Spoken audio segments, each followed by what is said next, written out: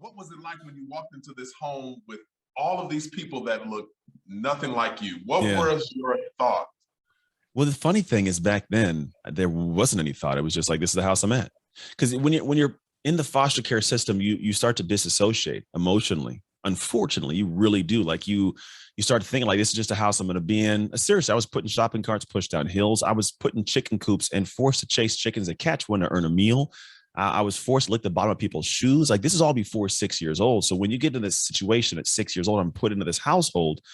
I don't know if it's good, if it's bad. I don't know who these people are. Half of me doesn't care. I feel like you don't feel like a human, you're just this punching bag.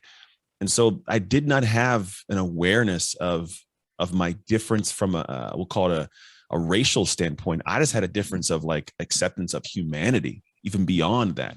And then it started getting worse, because then you get older and you start going to middle school, or sorry, elementary school, and first and second grade. And I have all my black moments, like little kids on the playground calling me names and me beating them up, and just not back and forth. And so then you start getting more and more aware. And then you go home and it's like, well, who do I talk to? While I had an amazing adoptive mom and she was great at having these heartfelt conversations, there was a separation from her true understanding of it. She loved me beyond levels that made sense. So it was the solution I needed. But it took me years to really get a grasp of what the world and what was going on. And so, yeah, there was a definitive, like there was 8 of us in the family. You go to a restaurant, it's like, hey, table for 7. Oh no, little black kids with us too, his little nappy hair. You're like, that's ours. And so it's this weirdness. So yeah, there are multiple levels of not feeling like I was part of it. I have to ask, because many would probably wonder, how has that upbringing affected you in times like these, when you see Black Lives Matter and all of this rah-rah around racism? How has that upbringing conditioned you and shaped your thoughts toward the matter? Differently. I wouldn't say better. I wouldn't say worse. I would just say differently. So because I have an intimate understanding of the white household, like I grew up in it, I know from one of the white households of millions, right? There's a perspective of like, when everything went on, white America wasn't allowed to speak up. They're like, everybody's been, condemning what's been going on. And those who are allies, they couldn't speak. Can't say a word. My best friend in the world right now, just, is a short, bald, tiny hand, white police officer.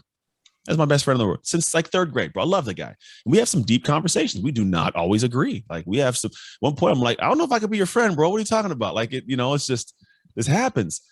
But the reality is in these moments, I can go back to my upbringing and see things and go, my mom, she was very aware of like, okay, that person isn't the best person, not those people. Difference, right? And so I didn't have this perspective that, back a better term, whitewashed everybody and said, you're all horrible, so I could see with different eyes. And so, but I also get the plight. I've been pulled over, DWB many times. I've been at airports and a guy called me Afro penis with a different word, right? Weird things. And this is like 5-6 years ago. It's like, this exists. It happens, man. I've been run off the road and called, crazy names.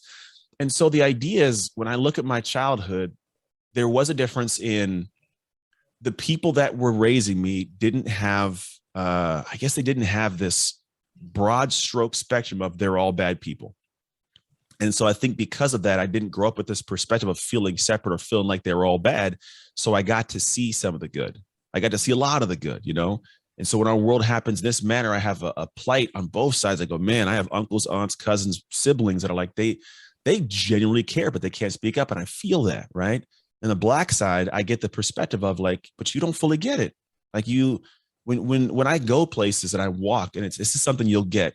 I am a very proud human. I walk around, and when I walk around as a man, I don't know what it is, but I like to look people in their eyes. I walk. Now, a lot of people, as Black people, don't realize that's not what you normally do. You usually walk, when you catch eyes, you look away or you look down. It's just, it was back Emmett Till days. That's how he got, a little crazy. It's like looking in people's eyes. His family said, don't go and look anybody in the eyes. For me, I do that. And I noticed that white people will catch my eyes and follow much longer because they're trying to figure it out. Why is this guy looking at him, And so I operate in the world differently. It's not abrasive. It's not aggressive. It's just, I'm not a very passive human in that manner. And so a lot of these little nuances and things are things that I learned growing up that I can do. I be different. And so it's not this overarching, like they're all bad. Like, it's just like, no, I see things. I feel the plight of both sides. When it all spins up, I do realize this. I put in a weird metaphor of like, there's a home we all want to live in where everybody's accepted. right? If we want, the home would be our culture, our world, right? If we, have these houses, like white America is not going to come live in my house. They don't like the smells and the spices, right? Because black people have different food, right? Just joking, but I'm not.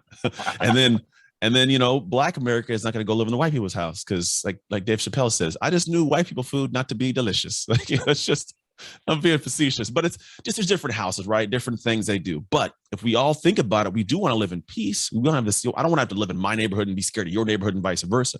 So the idea is, well, we got to come together and we got to build a house together. But in building that house, there is different work to be done by each side. For some, it's tearing down. For some, it's building up. There's different perspectives. We both have to do work. And we can't lean and go, they got to fix it. And they got to fix it. Right. You can't do that. Because then even if we do build the house, if I built the house and you move in and I know you didn't put sweat into it, I'm pissed at you the whole time you're there. Why you didn't go out there. You wouldn't in there sweat with me and laying bricks with me and painting. And you weren't doing all that. Right.